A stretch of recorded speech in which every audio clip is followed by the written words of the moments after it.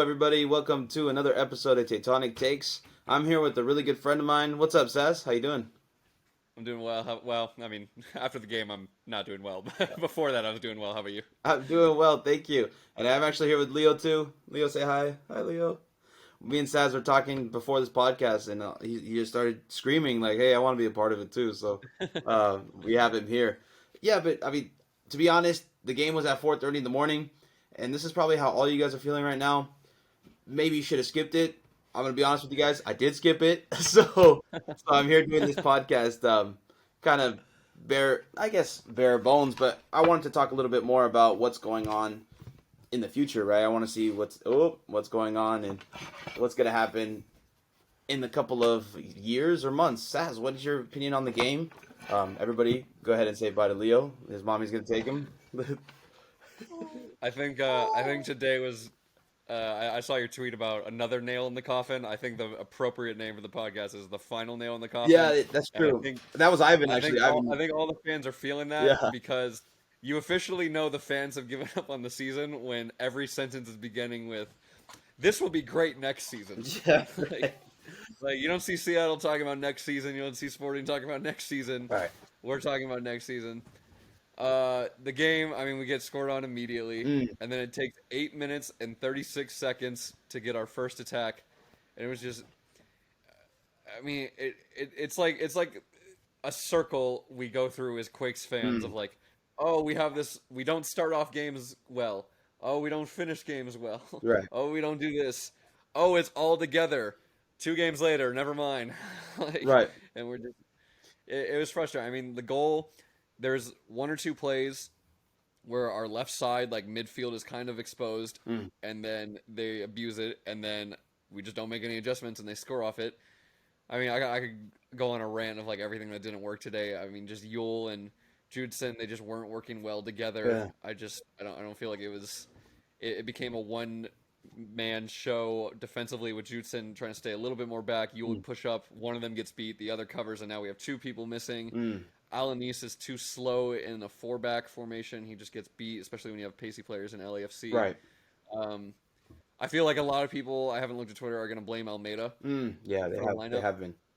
Yeah, and it's tough because I feel when I saw the lineup and I saw we're starting with a four-back, Yeah, I was mad because I think three-back, and the last couple games against LAFC, we played three-back. I think three-back was the way to go. yeah, yeah, yeah. But if you look at our like we went into it in the second half and we scored a goal and then we were doing quite well. But I think the problem was we just didn't have the players for it. Like if we started the game with Judson at center back or someone else at center back and it didn't go well, everyone would have been looking at Almeida being like, "Why is our midfielder playing center back? This, that, the other." Right, So right. I feel like he was kind of caught in a like catch 22, and I think it was a game or two ago he even kind of like threw some shade at either some of the players or I'm assuming it was the staff where he was like, "Look, I'm asking for certain things and I'm just not receiving it." Mm. Like, Yeah, Almeida actually this last game, or this last press conference, went ahead and told everybody like, hey, this is a team that went ahead and got the players that they needed. It's a team fighting for every single moment because they know that they're gonna go ahead and try to be in the playoffs. But unfortunately, the Quakes are starting a guy like Shea Salinas. I know we all love Shea, but if we want to compete in this new MLS that is, I mean, no way we should be starting Shea Salinas. Maybe sub coming in to fill in a gap when you need it. I mean, yeah, someone to go ahead and play left mid, right back, left back, right mid. You put him in there, but he has unfortunately he should not be playing this game. It should be Cade Cal. I mean, it's a little bit weird to not see Cade Cal be starting right now, especially since we kind of need him to grow into something next year.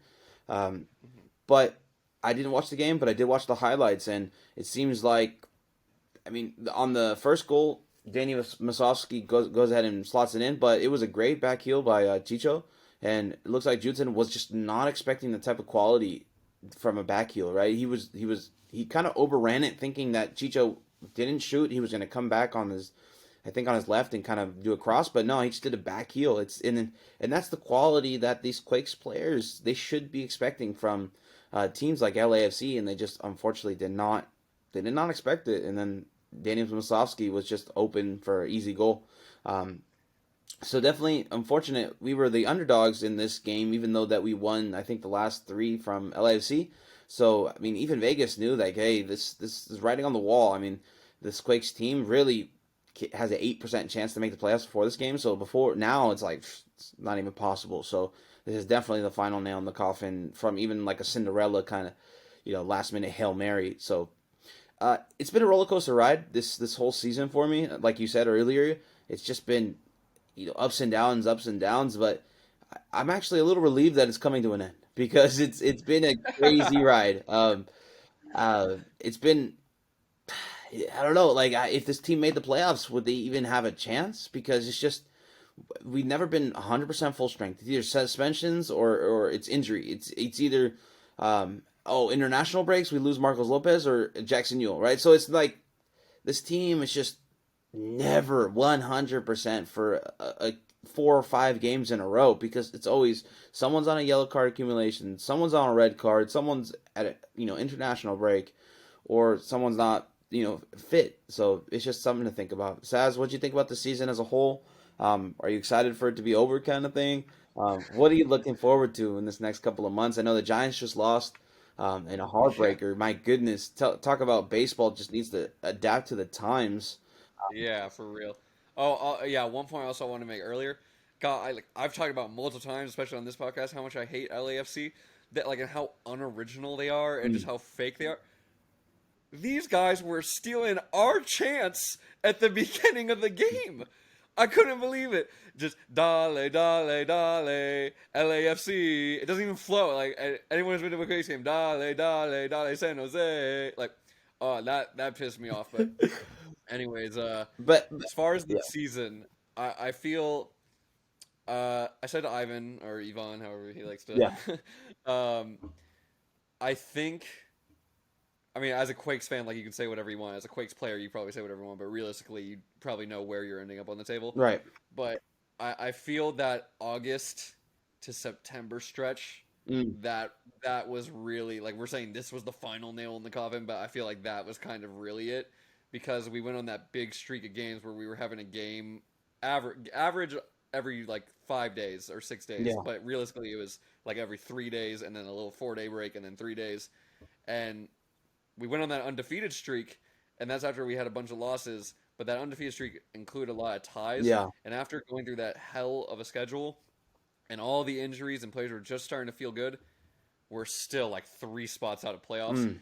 So I feel like all the players are like we just did all of that and we're still not even in playoffs. Like, Right. so I feel like that kind of drained everyone. The season as a whole, I think there's some underlying issues. Like you can even hear it in the press conferences. Like with Wando, he's like, I don't want to leave the team till I lift a trophy. And then I think he got like a champagne bottle for like most away goals or something. Mm. And he made a speech. He's like, I'm gonna drink this once we're champions. And then everyone starts cheering. And then like you hear him under his breath in the Quakes, he'll be like, or if we make playoffs. And then everyone starts to like giggle a little bit, like, yeah, like. So I think I don't know. I think it's we're drained, and this is where everyone's going to be like, "Oh, we need a new system. We need a new Mm. coach."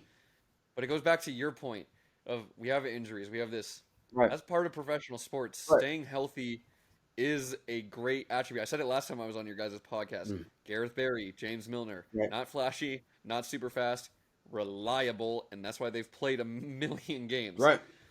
Yeah, James Milner today And then actually having was depth. like, yeah, he had this like Yeah, what 386 game in Prem today. So yeah, we were watch. I was watching the yeah. Liverpool game, so I was like, James Milner, Mhm. perfect. Yeah, and then like having depth, it's like when we're down a goal and I see Almeida making 5 subs, which I love, but then I see the quality of the subs coming Mm. on and then like who's coming off, I'm just like, okay, like we just don't have it. It's not there. Mm. I like it's not like we need to buy, we need to sell. It just something needs to be changed, something needs to be rejuvenated. I clearly don't have the answers, and the Quakes really clearly don't have the answers. Yeah. I kind of want to make a judgment on the transfers that we need to make.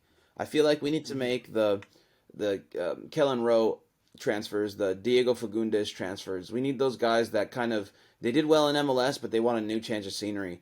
Or that like Nicolas Mosqueda, Uruguayan player out of Colorado, like those type of players. We need the MLS veterans because I have a feeling that when these guys came into MLS, I know I don't want to talk too much about their personal lives, but it seems like Carlos Fierro was kind of just always in the mindset that, hey, like maybe I'm going to, take it easy. I feel like, and have a kid, not take it too seriously out here. Maybe have a good time, and give it my all during game days. But there's just times where he was just completely ineffective, and it didn't seem like we got even half of the player that was playing in Mexico. So I think a lot of it has to do with a lot of these players coming out here and maybe just thinking it's a breeze, and then when they come out here, it's not a It's breeze. vacation. Yeah, and then so that's why I think the international transfers was kind of a bit of a failure, in my opinion, during this Almeida era. Yeah, we got Chofis Lopez, but he had something to prove. A player like Carlos Fierro and Andy Rios, yes, they're giving their all on game days, but maybe they don't have anything to prove, right? So they already have a career. And also, they know they're coming back because of the coach. They know they Right. weren't sought out by other people. Like, oh, this coach likes me, I'm gonna play. Yeah. And when they were having bad performance after bad performance, and coach is still playing them, that's not really motivating them. Yeah, and I I actually do want to see Matias Almeida stay next year, but I do want to see Same. a new facelift on this whole team, right? Because a lot of contracts are going to be ending. Like Alanis, thank you for your time, but unfortunately you're just a little too slow now. And Yeah. for this type of system, yes, he's a little too slow. If for a regular type of system, I mean, maybe like a Real Salt Lake or something like that, he could be a help, no problem. He could be the first center back off the bench, but he's making a little too much money for the San Jose Earthquakes to spend in that direction. Um, the Carlos Fierro, unfortunately, it was a good thought, but it just didn't work out, right? I I don't even think anybody in MLS would Amen. take him, right? Even if he signed a cheaper deal, but he just not effective in any sort of Mhm. matter. And same with Andy Rios, right? Like I was hoping for an Andy Rios resurgence this whole year, but I don't even think he scored this year. So it's like I, I just don't know where to go with this team. I think they should completely just revamp everything. Um, just play all the young players the rest of these games. Like just play Cade Cal, play Ibobasi so he can get his feet wet. Play Chofis Lopez so he can reach that Carlos Vela, historic milestone of Mexican players incoming. Yeah. But besides that, just I mean, play Jacob Kondrich with Yeah. Nathan. What do we have to lose, right? So, Mhm. um, next year, unless I see a big transfer coming in, like a Chicho type of transfer, or like even Giovinco going back to Toronto type of transfer, Yeah. like I unfortunately don't see the Quakes making the playoffs next year because there's 7 teams that make it now and not 8 anymore. So it's just there needs to be some big changes. That GM role needs to be filled as soon as possible. I don't know what's taking so long, um, but I mean I think they're trying to find someone to kind of work with Almeida because I think at the end of the day, if they were just trying to get rid of Almeida, they would go ahead and just hire anybody that they feel like is fit for the job.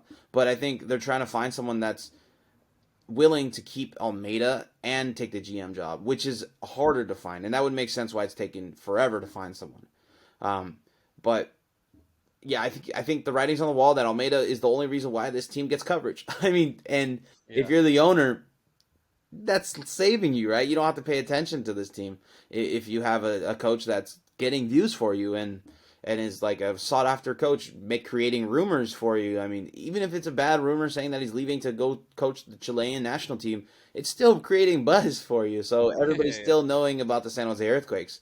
But yeah, it looks bleak. But what are some things that you have to look forward to, Saz, in this next upcoming 5 games, and what are you looking forward to next year?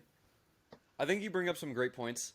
The only thing I'll put a little pushback on what you said Mm, was the kind of like the clean house statement. mm, I agree to a certain extent.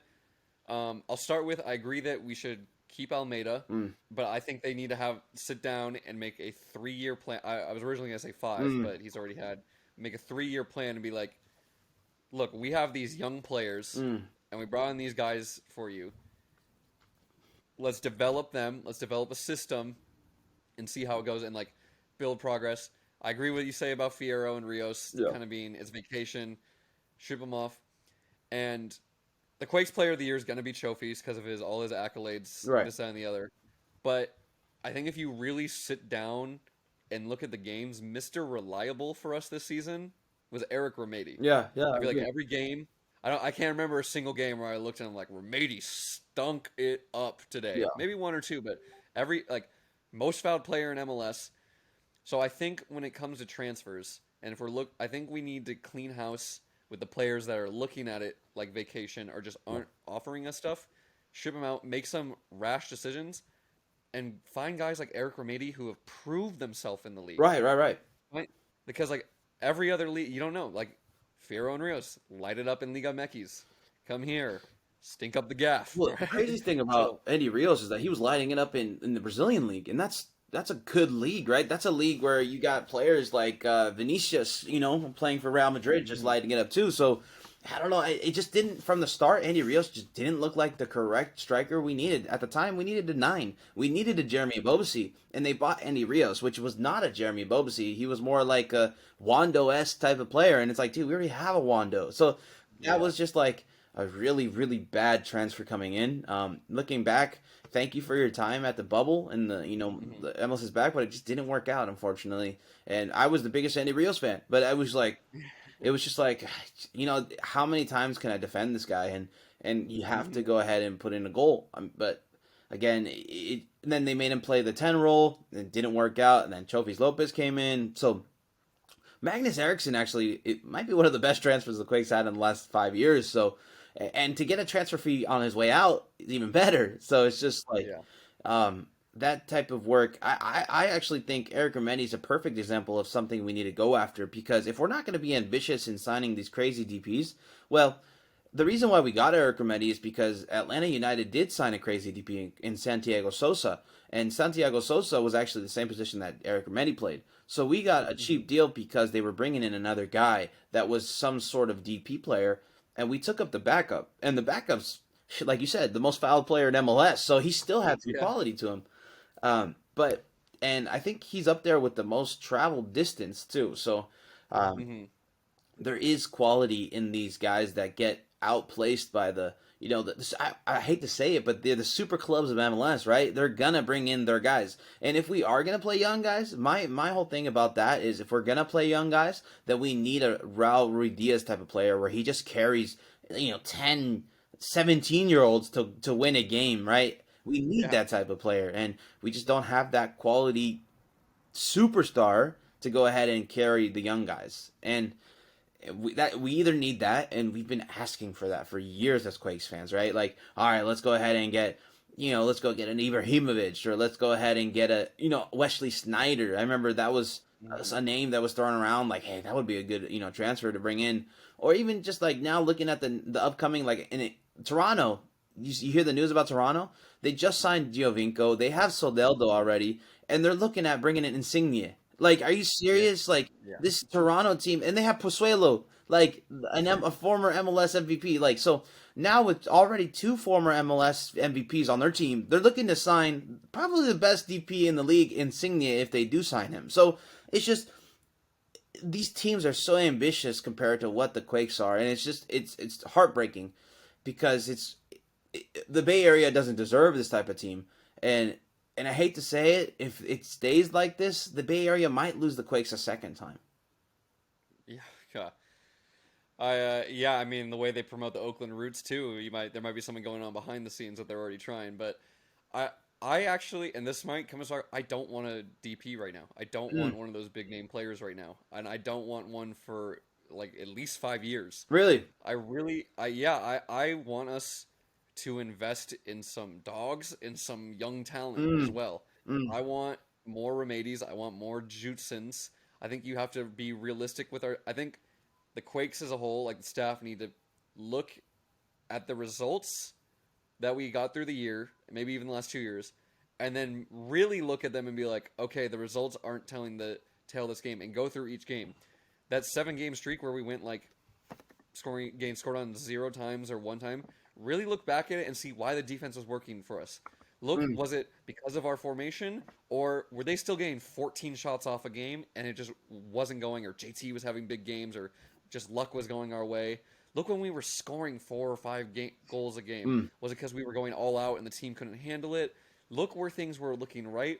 yeah. And yes, you're gonna have spells where this or that happens, But I think you need to really sit down and look at these pieces and see why this worked well for us, why this didn't, and then you need to realize we just, like you said, we don't have those Giovincos, we don't have that, and realistically, we're not going to get that. We're not going to have some European star be like, all right, I want to retire. When you have Miami, New York, and LA on the table, you're not going to be looking at Silicon Valley. Actually, but Maybe you want to be an investor, but that's yeah, go ahead. that's not completely true, because Mm-hmm. if you are done with being famous, if you're done with going ahead and being the center of attention everywhere you go, what's the better place to live in the United States than the Bay Area? Mm-hmm. Right? Because it's calm, quiet, you can build a family, you can really live a normal life, just like Matias Almeida, right? And you could still be playing soccer and getting paid a boatload of money. Like, I'm looking at the free transfers of next year. Like, let's put on our FIFA tinfoil hats right now, all right? Yeah. And you're telling me a player like, even this is not even the top 10, right? But a player like Origi, or I'm butchering the name, from Liverpool. I always say it wrong. Divock Origi cannot go ahead and help this team. Of course they can, and that's a player that maybe we could bring on like a $2 million deal, just like a Rui Diaz. Like, it's not going to be a crazy amount of money, but it's still going to be a nice sizable DP. But look, I'm looking at this list right now. There's actually a name that I really love, and I love the name because of the player, not his off the field antics. But Christian Pavon is a free agent next year. Yeah. I would love to bring in Christian Pavon to this Earthquake team because he's a stud, right? And last year we talked about him all year, and it was just something that we need to go ahead and see. But like Alex Witzel, you know, at Borussia Dortmund could help a team like this, and he wouldn't be that expensive in my opinion. Matias Vecino, a player that plays for the Uruguayan national team, normal starter, could easily help this midfield out. We just need to, again, put on our FIFA tinfoil hats and go out and get one player, like a Luka Modric, all right? Come on. He doesn't care about LA. He doesn't care about Miami. He just wants to live and play soccer. Let's go get Modric, all right? No. My thing with that is the Bay Area is so expensive to live in, and I feel like if we are going to get a player, it's going to be someone more of a Hispanic descent. So they can feel more at home. Otherwise, I see them going maybe somewhere like Chicago. So like a Diabala? Like Yeah, right. Like in Chicago, if you're a foreigner and you're looking at like, okay, Chicago, I know that place, and then you go play for them, and there's like 7,000 fans, and you're like, oh shit, maybe I chose the wrong. My other thing is though, it's like I watch these games and we just like aren't playing soccer. Like that's why I don't want to spend all our money on one guy. It's like I'd rather like spend it on building some youth, or like building some things and like learn how to pass a little. Like I can't FC Dallas remember like 2 games in a row, or like I can't even really remember a game where we used our midfield. Like all season, I can't remember a single game where we used our midfield, and it kills us all the time. Like that's why I kind of like the second half of this game, because we kind of just put on like 5 forwards and 3 defenders, and we said, look, defenders, you just deal with the counterattack, and then just send it long for the forwards, and now we outnumber them, and that kind of worked for us. But it's like it works for one game for 20 minutes, and then even then we got scored on. So it's like I want to play some soccer, and like I get we're more of a counterattacking team when we fight, and that's why Remedi works so well, and that's why him and Judson paired so well. And like Chofis, like when he does get the ball, he has people behind him and he can create. But it's when you have like, I mean, to your earlier point on Shea Salinas, his own words: when I came into the league, I couldn't use my left foot. I didn't have a left foot. How does a professional player say that? Like, and I still see him try and cross with his left foot, and it doesn't really like look like it's too much there. Like, so it's the league was different when he came in, though, right? The league was just completely different, right? And even 5 years ago, when Fatai Alashe was starting for the San Jose Earthquakes, this league was just completely different. But yeah, I mean, I know we could all dream and ask for a DP to come in, but the reality of it, where would you go ahead and get some quality into this lineup? I know you said you like the midfield, you like Remedi and Judson, but where would you insert some quality? Because I mean, at the end of the day, probably the starting lineup next year is gonna be, if let's say Chofis doesn't resign, Andy Rios, Carlos Fierro, they don't resign, we're looking at the back line of Marcos Lopez. His contract's up, like a free transfer. So I don't know if we're gonna re-sign him or that dude is gone. Like to Europe on a free. So that's going to be another business where we fumbled hard again. Yeah, if we lose Lopez, that's And huge. and we probably will. I mean, if I was him, Uh, dude, I'm on the first plane to France. I'm on the first plane to Spain to play for Espanyol. You know, like that's the type of quality player he is because he's on the Peruvian national team, shutting down Gabriel Jesus. So it's just like there's no reason why he should be playing in MLS. But I was hoping to get at least a $3 million transfer or $4 million or something, right? But let's say we don't re-sign Marcos Lopez. The starting lineup's going to look like Paul Marie on the left. It's going to look Tanner Beeson and Nathan at the center backs. mhm. On the right back, probably not going to re-sign Lucho Abacostas because that's a 1 year deal. Who's on the right back, right? So it's like Yeah, that's a whole. Oh, Tommy you Thompson. I'm know, sorry, Tommy Thompson. He can be on the starting line. a boy. Yeah, yeah, Yeah. your boy. um, Um, the goalie we're looking at JT Marcinkowski, okay, and then for the midfield, I think still under contract we have Eric Remetti, Judson, and Jackson Yule. Totally fine. I think if they play up to their potential, we should get a good solid outing from them, game in game out.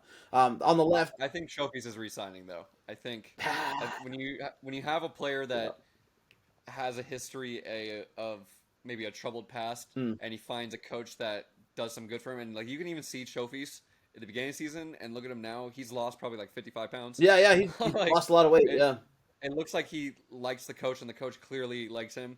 So I could see him coming back. Uh, I got a tectonic take for you. yeah. I got a hot take.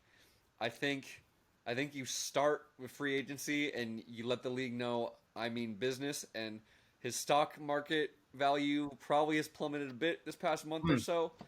But I think you go up to the league and you say Jackson Yule on the table, Oh and then shit. you look to replace some of these other spots, and you look to build some veteran depth. And I don't want a bunch of 30-year-olds being signed. I want some 20-something-year-olds like Hmm. Abobase, like Ramadi, who've been in the league for a bit. You see they aren't going anywhere, but they're solid members of the league. Hmm. And you get two or three people for Yule, Fierro, Rios, and like you lose 4 or 5 players, but you get three of quality and maybe some depth in some other positions. I think you just need to. I think there needs to be a. I mean, we got rid of Nick Lima, and everyone was like, it was the end of the world. I mean, we still haven't really figured out the right back situation, but it's not killing us. And I feel like Yule, we could get a bit for that right now. You think so? What would you what? Because Jeremy Abobasi came to us for 1.2, right? So 2 years of GAM, and that's something that's I think it was a transfer that was very cheap for us. But what could you get for? I mean, a player like Jackson Yule right now? I don't think you can get more than that. I think you fix up the back line. Mm. Like I think the midfield, if you have Judson and Ramadi, they're gonna those two are gonna get yellow cards. So Right. maybe we have to find some a third midfielder just to keep going in for them. I think Showpiece is fine. I think our front line, even though we aren't scoring goals, is fine. We just need to play him. Espinoza has talent. Kikanovic, a star in the making, and we've seen during his few chances is taking advantage of it, just give him more chances. Got a young kid named Haji who's only played like 15 minutes total, but has, in my opinion, been well. Develop him a little bit more. Mm. Cade Cal, even though I think he's regressed a little bit, star. We Abobase, we got these things. I'm not worried about the front. The back line has shown promise, but we need to maybe clean up a little bit, and we show we have decent wing play. So maybe a veteran defender, kind of someone that can lead the line a little bit more, Mm. and I think maybe a center mid that can kind of knows how to hold up play and actually pass and move forward. Yeah. I think Tanner Beeson has done a good job this year, Same. being in the role that he wasn't expected to have. I think we're gonna have to draft a center back this year.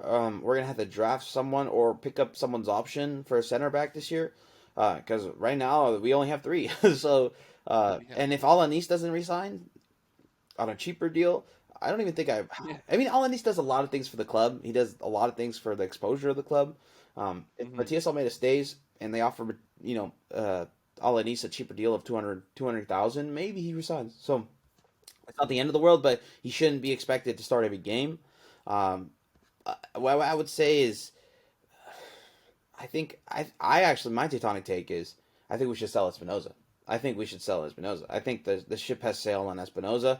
I think there will still be some good value for him this year. I think we could sell him to a Mexican Liga MX team for maybe 2 million, and I think that would be something we could be very proud of. But I don't think Espinoza does this team any good. I really don't. I think he doesn't bring enough to the game in and game out, and I think he hogs up the ball a lot. I think he takes up a lot of minutes of Cade Cowell, and I think he's just kind of a gridlock right now. He's not producing at a DP level, and we're paying him DP money. So maybe let's say a Toluca or a Leon or a Monterrey wants to come in, and maybe we could offer like a swap or something. But thinking back on kind of Monterrey, if we would have signed Leon this season, what type of season this would have been? Who knows, right? Who knows? A player that Yeah, still has quality. I think we've just experimented so much with these other players, and we've had more misses than hits. Yeah, And realistically, yes, it would be nice to sign the Messis and the Ronaldos, yeah, but I think we just need MLS proven guys. yeah. Right, right. I agree. But like in their 20s, not these Mhm. 32-year-olds who are good for half the season, and then because we have to run them twice as hard as any other club has Right, because of the that's talent true. of our club, they're then gassed for the next 2 seasons. Let me take a look at So Kellen Rowe, how old he is, because that mhm. was a player that was on the free agency this year, and he is actually playing bonkers out in Seattle. But he's 29 years old. Would you like a 29-year-old come in the squad? Yeah. I mean, I could that you still got 2 3 years, and I'm gonna throw out a name. Mm. He's a center. Actually, this is and this is a little bit of bias because like I'm friends with his uncle, but he's 19 years old. He is 6'1", pretty stocky, has some size to grow. He's a great center mid, but also has played center back for one of the top teams this year. Josh Atencio. Mm. Seattle Sounders. When they had all their injuries, he came in and he still earned. He's one of the few that didn't get shipped back to Tacoma after all the healthy players came back. Now he has been on the youth national team. He's played with the likes of Gio Reyna and all those boys growing up. He's great. He's big, super solid center mid. Actually churns and attacks with the ball, but also an actual center back if we need that. So I think that could be a great pickup trade deal. Maybe if we're looking to be like, hey, Jackson Newell for Josh Atencio, and Wow, maybe another young guy. wow, That's maybe you're something. really ready to ship off Jackson Newell like for a flop. Yeah, I mean, it's just I think my ship has sailed with Jackson Newell. Really. Okay. Yeah, What if? but it's all. I like him, and I think he has promise, and I think he's just going through a spell right now. Yeah. What if? But I Okay. think we need to make a big decision. What if Colorado offers you Cole Bassett for him straight up? You say yes. And Cole I haven't Bassett. seen enough on. I'm gonna be honest. I just haven't seen enough on Cole Bassett. Okay. Okay. What's a player? Okay. But What's a player that you know in MLS that would be like I would take it in a heartbeat type of deal? uh, I mean, I don't want to say Josh because like he hasn't really proven himself Yeah. yet. I just like I do know he is quality, Maybe but like a player that people know, so like they can kind of see where you stand on Jackson Newell. I mean, like the names that come to mind Mm. are players that just like if we offered Jackson Newell for him, they would laugh and hang up the phone. Like I think like the Roldans. I think like Yeah. Roll on most no a way. lot of Seattle to be honest. Like I think it's hard to find that like for like even trade. Like I think we have to invest in someone where it looks like we're giving up a lot, but Um, we're getting something in good return. Orlando Christian Pereira, the Uruguayan, Hmm. he Yeah, plays yeah, their yeah, 10. That's someone I can probably see doing a like for like. Because yeah, he's a little yeah. older. He's one of their DPs, but Jackson Newell has a little bit of kind of, I guess, room to grow. Hmm. Or I want to say like, shit. This is something. Oh, excuse my language. This is something. I just got happy thinking about it. If Toronto does sign Insigne, uh, Alejandro Posuelo would be someone that would be very juicy. I know he's a little older. He's 30 years old. But if we offered, Jackson Newell and maybe some cash with that, maybe that's possible. And that's a Yeah. former MVP, or maybe even offer an Espinoza for him. Like, Hmm. oh my God, what the options? Also, I want to make a quick point. Everyone that's listening right now and being like, "Why are they talking about next season? We still have 5 games." And yeah, No, they're 6 point. Here's my point for you. We have a possible maximum. We can get 15 more points if we win every game. That will put us at 48 points. I believe teams 1 through 5 are already at 49 points, and the rest of them are like at 37 through 42. So not only would we have to win 5 games in a row, we would need 3 to 4 different teams to lose 5 games in a row. Yeah. So that's why we're talking about next season. Yeah, no, well, it's more exciting. I mean, we can talk about the trades, that's possible, but we can never know until this GM. If this GM is like an MLS based GM, then maybe we can get some quality in MLS, or even like bringing in a guy like I know this is not possible because he loves Seattle, he'll never leave Seattle. It's like a Freddie Montero. Like I would love a Freddie Montero to come in off the bench and a proven goal scorer in MLS just to come in and score goals. Um, or even like a Fafa Pico. I would love a Fafa Pico. And that's someone I can see probably trading a like for Jackson Yule. We keep naming these explosive like big name talents that are forwards. That's I just I like I like our youth. I mm, like our youth right now, and I think we need to build around them. And I think Bobase is a part of that. And I think we just need to get some more veteran guys yeah. that have been around the block on big teams like Remedy, and I think Mm, that but are also willing to fight and can hold down midfield a little bit more and play a little bit right. more. If we are to sign a winger, I don't want to sign a super like maybe fast, explosive, goal scoring one because I don't think we're gonna feed him the balls. I want maybe one that holds up play a little bit more, builds for us. Like, but then I don't want to be like, oh, Almeida had this guy, Liga Mekis, blah blah blah blah Yeah, I was blah. just And gonna then say maybe like, you gave me Carlos Fierro basically by yeah, yeah, description. exactly. So So but or maybe someone in the back line. It's just I I want us to be more secure in the back or in the middle, and we can hold up a little bit more, so we can let the young talent up mm, top do them, let express their creativity, learn. Maybe we go some games where we're just not scoring and we're not creating great chances. But if you really sit down and look at these games with a soccer eye, and you look at Benji Kikanovic's runs, you look at Jeremy Abobase's hold-up play, Cade Cowell at moments learning. mm, You just look at these young guys expressing themselves. If we can get that together, and like I know Quakes fans are like, oh, we need to do this now. It's realistically not happening. There's not a signing we're gonna make that's gonna make us MLS champions next year. mm, So I think that's why we need to build a plan, and we have a good coach right now. So that's why we need to sit down and talk and have that 3-year plan with him. yeah, Look at this explosive talent and be like, look, let's solidify a midfield and backline of some veterans, not 30-year-olds that are by the time the young guys have developed are too old to run, like Alanis or like Youngworth, where they were great at first, then their legs get tired. right. Someone like Ramadi, who yes, his legs are getting tired, but can keep going, and they have that stability, and then they teach the young guys, so they're excited. They learn that other guys have been around the block, and you build a good mix of a core, and then maybe we just make the playoffs Yeah. before we even talk about MLS championship, and we become a decent squad. But I would really like because what you explained to me is a guy who can hold up the ball and not be a speed winger. That's Espinoza, and to me it was a little ineffective this year. They kind of sought him out every single game, and I want this like O'Brien type of player, from FC Dallas or Fafa Pico, where they just have an amazing pace and they just blow through guys, but then they shoot a shot that's like completely off target. Because to me, that's a little more exciting if you get them to kind of cross a ball into a Jeremy Bobusi, which is a great proven goal scorer. So I want that type of winger. I don't need that creative of a winger because we have creative midfielders. I think if we keep Jackson Yule and we keep Eric Remedi, they can create the ball for those wingers, and they don't really have to be too creative. And if we keep Trophies, then we don't really need a creative winger. We just need the pace that Trophies doesn't give us, the pace that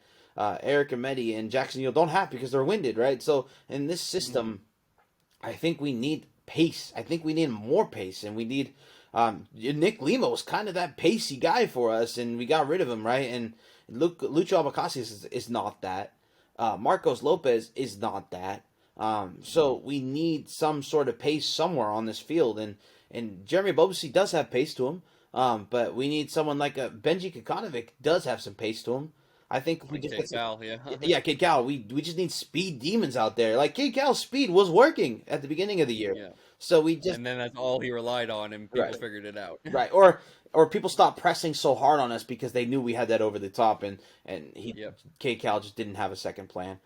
Well, and then we have, I mean, if we want that creativity, like I was talking about, we have Haji on the bench Right. who we just aren't using. He attacks players. That's someone, I want people that attack defenders He's not as well. he's not playing scared, right? He's not playing where if he loses the ball, he has to worry about tracking back like a Carlos Fierro because it's obvious that he's thinking about that. He doesn't play so creatively because he's worried about what he has to do to get back.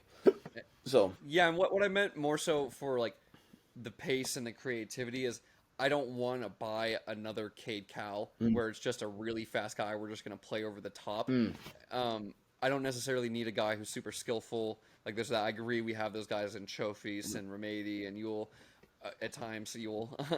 I want an actual midfield. mm. Like I want to play through the middle. I want guys checking. I want them going into smart spaces. So you want a I don't 10? want to have to. No, I think we have that in Trophies. Mm. I'm just talking like for like if we're gonna like invest in a winger, like if we're gonna invest in one, like I would like one that like can check to the ball, can kind of play it around. Like so, there's a system. There's not like a big gap there, and we're looking to play him through on a counterattack every time. And I get that's our system, and like they need to have that quality. But there's times where we just don't have the counter, and we try and build up, and we just don't know how to do it. Yeah. So that's why I was more concerned about defense and midfield. But What about like a European type of player to come in? What type of player would you want? That's like I guess like a European kind of like we can say okay, let's look at Felipe Coutinho. I know we're not going to get him, but like a player like him. What do you think? I if we're gonna do it, I don't want a big name guy Mm. who's coming and looking at its MLS. I want I want someone who's maybe like on a like Bournemouth, like Mm. it's like just like someone who's played at that high level and is experienced, but no one knows who his name is. That's hard in So the modern game, right? yeah, the casual or like the super fan, Yeah. anyone below super fan want to know, Mm. right? Just like a center mid who is like at a decent team, like and decent, like maybe fighting promotion or that bottom half. Come over here, enjoy your time a little bit. Like, and I know more people are open to MLS. Like Ben Foster, the goalkeeper, like, I mean, he played at Manchester United. Now he's Yeah. at Watford and he's older, but he's talked about wanting to make an MLS move. And like, maybe there are those guys that are just like, What about like a like I Koke, love England, but just come over. like a Hmm? Koke from Atletico Madrid? Yeah, I mean, even that, like, that's a bigger name. Yeah. Like, I just want like someone that goes about their business. Mm. Like I would love a Gareth Barry or a James Milner. Yes, those are bigger names, but like Yeah. the like B or C level of those. Yeah, Like, like a just give me lunch some of guy. those Yeah. guys. Yeah. Like some guy that does their work, dirty work, and fights every day for the crest type of deal. Goes about their business and Yeah, is played at a good level. yeah, Like, yeah. What about yeah? I guess we can always dream like a Fred. No, I'm just kidding. But yeah, no, I exactly know what you feel. I think this team does need it needs a. I hate to say it, but it needs a captain too. I don't know what happened to Jackson Yule. This team needs a captain. Switching from, I mean, Shea Selena's probably not going to be here next year. Chris Wondolowski's probably not going to be here next year. And if you're saying that Jackson Yule maybe they give up on him, he's not going to be here. They need a captain.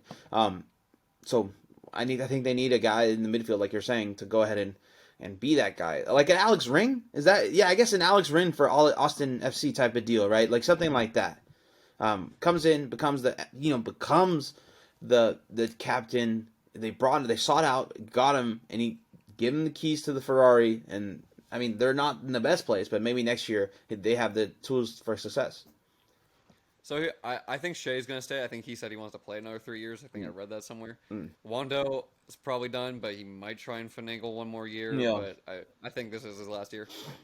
I think what's hard, and they really need to sit. This is what I think. This is the big thing they need to do.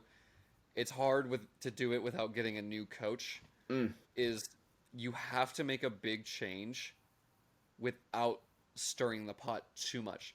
Like you need to set an example with that. Like if this is like the line of no return, like you need to be right before it. Like that's how big of a change it needs to be to set a tone. But you also like you've built trust with these players. You've built an identity with these players. So you don't want to just be like buy Yule, buy you, established players. We're doing this, and this now, and then everyone's kind of looking around like you're losing, and now you're shipping out like we don't trust you, we don't do this, that, or the other. So that's why I'm kind of hesitant on the Yule thing, even though I just preached about it for 15 No, minutes. but I understand what you're talking about, and I think Yule's not the guy that they're gonna axe. I think it's gonna be Espinoza. I really do. I really think it's someone that they feel like they can get if they want to make huge changes, like big changes and cause a ruckus, but keeping the coach. I think if you use Espinoza as an example of you're not DP quality enough, or I don't know. You don't word it like that, but you say it's just not working out. Let's move you out to Liga MX side or back to Argentina for a sizable fee. And that's kind of like a new face. Like everybody in the locker room is gonna be like, "Oh snap! They really just got rid of their highest, paid player," and and then the guys like Carlos Fierro and Rios, they're not going to resign. So, and Osvaldo Alanis, they're not going to get resigned. So it's something that there's going to be a new facelift anyway. But if you go ahead and get rid of Espinoza or a Yule for a good fee, I mean, don't sell them too low. Maybe you can really, really change this locker room. I Yeah, I'm gonna. This kind of made me bring up. I'm gonna change it. I'm gonna change it up a little bit, Yeah. and then if you want to go back to transfers, we can. One thing I want to get rid of is the man-to-man press that we Mm. do, like the religious man-to-man press, where my right back becomes a left winger because he's following the guy. But also, I have a concern about a player for next season, Mm. and this is gonna blow a lot of people's minds, and I think you're gonna be shocked that I'm gonna say this, especially because he's one of my favorite players. I'm worried about Nathan. Mm. If it's either something about MLS or the way that we press, or something about our team. Our guys look gassed. Yeah, yeah, yeah. Like Nathan, when he came into the season, looked very, very fit. Like I mean, he was still working on his fitness, so but at least could run. There's been 2 or 3 games, and I love going to the home games. So I am gonna be sad when the season ends because it's just a great time to hang out with friends. Yeah. But it's I'll see him make a run or do something, and he'll be on his knees after making a tackle, and he'll just kind of sit there for another 10 seconds, just being like. Yeah, right. Like, so I'm worried about his leg. I mean, he's a big guy. I'm telling myself we don't recover like these 5'5" players. So I'm worried about him in a year or two, and he's not too young either. Did we already use him up too much in half a season? So that's another concern I have. Yeah. What I was gonna say is Alanis's last comment in his press conference. He took like two questions, but what he really said was, "We're running so much, we're tired," and I was like, "Dang, like you left on that." Like that was the last comment you said. So, yeah. I think I don't. I liked when he was in the five in the back, but it was just like 1-1s, 1-0, 0-0. So it was like Matias Almeida. I don't know. This is our love hate relationship with Matias Almeida, and, and Yeah. and at the end of the day, I think he's the coach for us because without him, we're not anything. I mean, I hate to say it, Yeah. no marketing, Uh, no buzz, no nothing, and, yep. and that's gonna be if we lose Matias Almeida, that's the first ticket exit to having this team move to Las Vegas. Right? And I So don't think any other coach is going to want to come in and oh, he couldn't do it. right, The guy right, right, known right, for exactly, fixing shipwrecks, like, right. um, and I think this goes back to my earlier point of that September to August run, where it's just they worked that hard, and then you look at it and you're just like, I just did all of that for this. Right. So I think maybe a little more squad rotation, or just finding better ways to rest players, or maybe a better off-season program. Hmm. Not and part of me wants to be oh, just get as fit as possible, but they're professional players, they're fit. It's maybe finding better recoveries, Mm. finding in our schedule it can be rough. Traveling is much worse than Europe. Yeah, yeah, yeah, yeah, No matter definitely. what anyone says, if you look at a map of the MLS, it's the worst Champions League fixture you could imagine Right. every Look, week. look at the Like, yeah, look at the Premier League, right? So they yeah, literally yeah. Britain's so small compared to the whole United States. I mean, California alone, Right. it's but yeah, we look tired. I can, and the way we play, Yeah. I can see why. That's why I think we need to change up the system a little bit too. On defense, the man, I think our defensive strategy and our offensive strategy at its core just don't go together. Yeah. Our defensive strategy is run them down, man to man, do this and that. But then our offensive strategy is counter, be explosive. Right. You can't sprint for 90 minutes. Right. Right. Right. I I think if we went to a more zonal Mm. and a lot more defensive, maybe more like that 20, I want to say 2015, 2016 Atletico Madrid Mm. that went to that Champions League final. I mean, they lost to, I mean, one of the greatest teams of all time, that Real Madrid three-peat team. But and it conserves a little more energy. You hold down the middle and you just shove everyone to the side. I think that would save a lot of energy, and it wouldn't have to be as much pressing, especially for players like Judson and Remedy. And if it does come in the area, they'll be rested Mm, and not as tired, and they could just go. And then we could play our explosive counterattack. mm. And if we're playing players like Benji, Cade Cowell, if he's on form, if we still have Espinoza, and you have Trophies dishing out to them, those four are very creative and actually make smart runs. So it's not just play a long ball over the top. You can actually make something out of that. Yeah. No, I agree. I think Matias Almeida himself has realized that the man marking system, for some reason in MLS, is the schedule, the jam-packed schedule, or the travel. It's not working out. And I think he kind of realized that with the 5 in the back, but I think he might tweak it a little more when he comes in next year, because it's just like we as fans, we can see that it just doesn't work. I mean, it's just like the scheduling for one, the travel for two, and then COVID for three. I mean, that was another reason why, right? And it just seems like it's going to be something completely different next year. But Saz, do you have any final kind of to wrap this up? Any final words you want to say? No, I think we went into it. I think what we just said about that, I think there's three things that if we're going to keep the team that need to be changed. We need to learn how to, either like a mental side, how to get into games better, Yeah. or how to focus a little bit longer, or maybe how to come back from things. Two, a big change in culture. Almeida needs to set the tempo without losing the locker room, Yeah. which is a very hard task to change up who you are a little bit, but also keep the respect.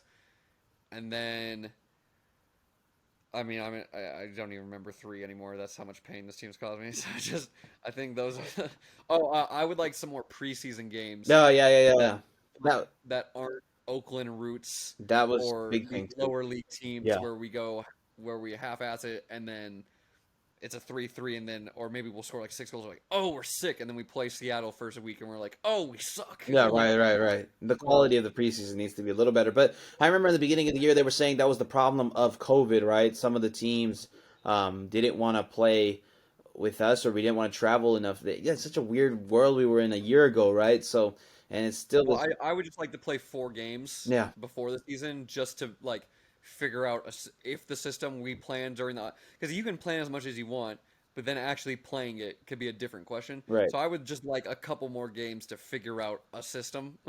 Well, the Texas team did a like Texas Cup, and we could easily do that with the California teams, like all of the California teams, so all the second Yeah, division, Oakland all and of like the San Francisco. Yeah, right. exactly. Yeah. And even with we could do that with the Galaxy and the every preseason we used to play against the Galaxy in Las Vegas, but last Yeah. preseason we didn't do it. So Well, all these teams care about is money. Either I'm sure the smaller teams would love that, and that would bring big crowds. And right, when you come to a smaller team, especially if you go to San Francisco, I'm sure they'll hike up those prices for an LA Galaxy game. Like, yeah, yeah, exactly. Imagine that. Imagine the Quakes and the Galaxy playing in SF. That would never happen. yeah, But or like imagine. yeah, or like even LA Galaxy too. Like just yeah, Right. All right. Well, that wraps it up from us. I want to thank you, Saz, for your time, and thank you yeah. for Thanks for coming having me. on last minute. And Yeah, hopefully we have some more to talk about the rest of the season. But if not, we'll go ahead and keep doing it until next season too. So, thanks guys for watching, and thanks for tuning in. Don't forget to subscribe to Saz on Instagram on the Aftershock SJ, as well as look at his articles on his website, and give him a follow on Twitter at the official Saz. And then if you can, go ahead and support us on Patreon. We have a whole bunch of fun things coming out, so please go ahead and feel free to support us. And that's it from us. So all I'll have to say is go Quakes. Vamos San Jose.